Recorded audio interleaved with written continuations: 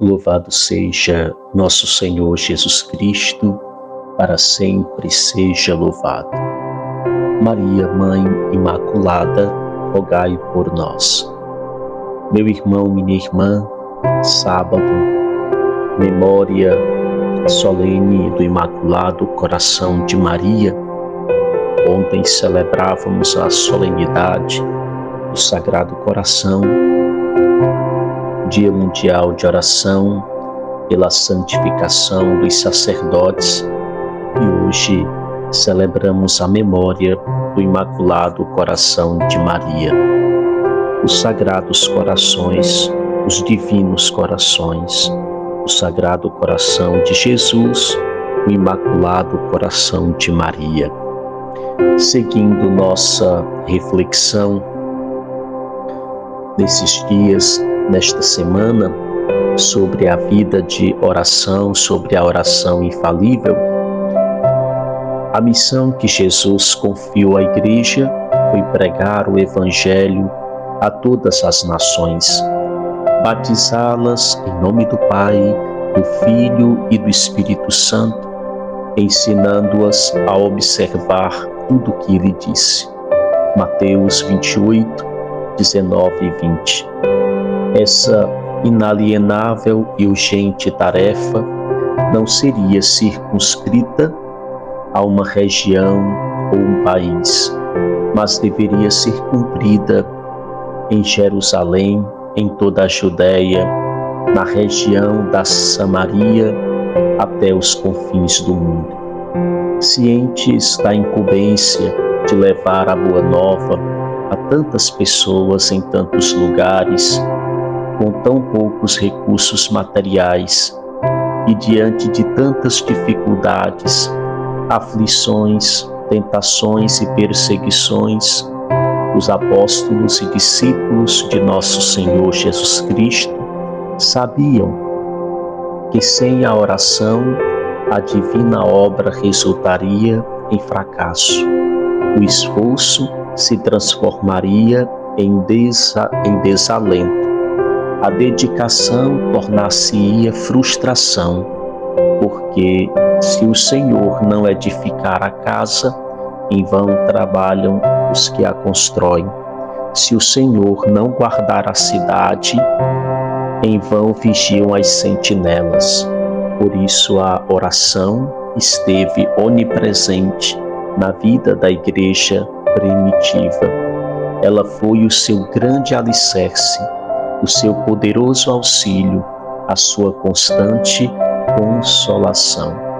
Todos perseveravam unânimes na oração. Está lá em Atos 1, versículo 14, depois no capítulo 2, versículo 42.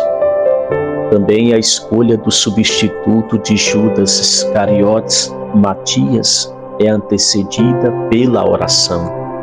A efusão do Espírito Santo no dia de Pentecostes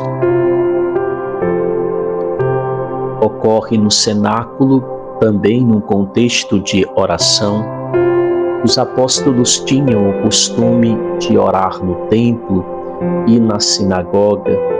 A Igreja orava também nas casas. Após os apóstolos terem sido libertados da prisão, a Igreja rende graças a Deus.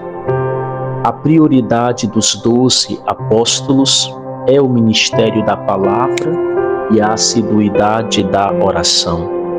Os 7 diáconos são consagrados com a oração e a imposição das mãos. O diácono Estevão, sendo lapidado, entrega a sua alma a Deus orando. Pedro e João oram pelos cristãos da Samaria, enquanto Pedro lhes pede orações. O mesmo apóstolo orou por uma jovem falecida e ela ressuscitou. O centurião Cornélio, batizado pelo apóstolo Paulo, pelo apóstolo Pedro, orava a Deus constantemente. Pedro orava a sós. Enquanto ele estava na prisão, fazia-se incessantemente oração a Deus por parte da Igreja em favor dele. Barnabé e Paulo são escolhidos, ungidos e enviados em missão num contexto de oração litúrgica. Os apóstolos oram a Deus e lhe confiam os anciãos da Igreja. Em Filipos, Paulo e Silas, em liberdade, participavam das orações. Também na prisão, ao se despedir dos anciãos de Éfeso, Paulo recomenda: vigiai e de joelho, ora com todos eles. O mesmo apóstolo em Chipre com os discípulos, mulheres e crianças, ora de joelhos na praia. Ora, meu irmão, minha irmã, vejamos as inúmeras referências à oração. Vejamos como a Igreja, no começo de tudo, vai se desenvolvendo, vai crescendo pela oração. Hoje nós temos dificuldade de parar para rezar, de fato de entrar em comunhão com o Senhor, mas é algo extremamente necessário, seja para a Igreja, seja para a família. O que nos acontece hoje é que nós damos pouco tempo à vida espiritual. Nós vivemos um tempo em que a preocupação está em fazer e não em ser, onde a preocupação muitas vezes não para ou não vai ao essencial, que é a oração. Falta oração nas famílias, falta oração nas escolas, falta oração nos ambientes de trabalho. E o que é isso? Fruto do relativismo. Parece que nós queremos tirar Deus do centro, tirar Deus da vida. E quando isso acontece, vem todo o caos que aí está. A família precisa voltar a rezar juntos. A família precisa voltar a dialogar. A família precisa voltar a ser este espaço de comunhão, de interioridade, de amizade, de perdão, de reconciliação. E nós precisamos fazer isso rezando. Nesse contexto tão difícil que estamos vivendo, de tantas dificuldades para a evangelização, para tantas coisas, nós somos convidados a apoiar a nossa vida, o nosso coração em Deus através da oração. É por isso que, como pastor, tenho pedido tanto a todos, às pastorais, aos movimentos, nas comunidades rurais, urbanas, que intensifiquemos a vida espiritual. Sem a espiritualidade, sem a vida de oração, sem a vida interior com Cristo, é impossível nós ultrapassarmos as barreiras, as dificuldades que vão aparecendo. É pela oração que nós vamos, de fato, superando, encontrando as respostas que tanto precisamos para a nossa vida. De joelhos, aos pés de Jesus, na Eucaristia, aos pés de Jesus nós encontramos tudo aquilo que precisamos, todas as respostas, tudo aquilo que o nosso coração deseja. E o Evangelho de hoje, Lucas 2, 41 a 51. Os pais de Jesus iam todos os anos a Jerusalém para a festa da Páscoa.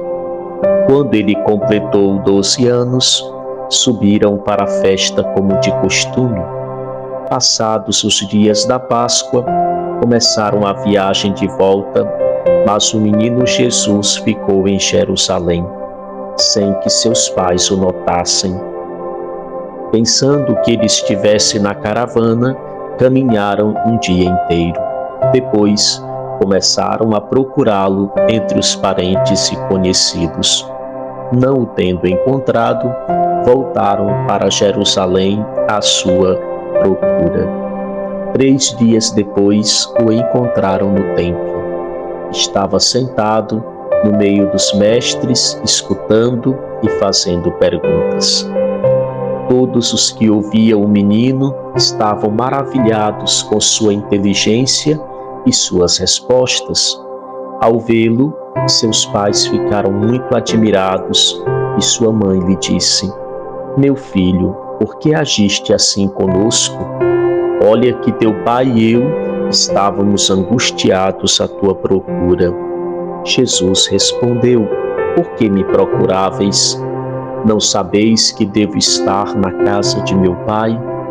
Eles, porém, não compreenderam as palavras que lhes dissera. Jesus desceu então com seus pais para Nazaré e era-lhes obediente. Sua mãe, porém, conservava no coração todas estas coisas. Meu irmão, minha irmã, 2 pontos importantes deste texto para a nossa reflexão. Primeiro, a obediência de Jesus. É impressionante. Quando nós ouvimos este texto, lá no último versículo 51, quando diz: Jesus desceu então com seus pais e era-lhes obediente. Jesus aprendeu, Jesus foi obediente e a sua obediência foi até o fim. Nós hoje temos dificuldade, por exemplo, em obedecer às normas da igreja, a doutrina, a palavra de Deus. Nós temos dificuldade de ouvir uma orientação. Nós queremos sempre estar apto a responder. Nós queremos sempre questionar. Não cabe a nós. Aprendamos com Jesus a obediência, a mansidão, a acolhida da vontade de Deus, mesmo quando ela dói, mesmo quando ela machuca. E o segundo aspecto é no mesmo versículo, quando diz: sua mãe, porém, conservava no coração todas estas coisas. Hoje nós vivemos um tempo em que as pessoas gostam de dar opinião sobre tudo, sobre todas as coisas. Eu acho que é assim, eu acho que é desse jeito, eu penso que tem que ser assim. Nós precisamos silenciar mais, nós precisamos ouvir mais, nós precisamos deixar que Deus fale, nós precisamos nos submetermos mais à vontade de Deus. Meu irmão, minha irmã, que Maria, nossa boa mãe, nos ajude em nossa vida, em nossa missão, e que este dia, este sábado, seja para nós rico em graças, em bênçãos, em crescimento humano, espiritual, na fidelidade a nosso Senhor Jesus Cristo. Desça sobre vós e permaneça para sempre a bênção do Deus Todo-Poderoso, Ele que é Pai, Filho e Espírito Santo. Amém. Um abençoado sábado. Deus te proteja, Deus te guarde, Deus te conduza em todos os momentos de tua vida.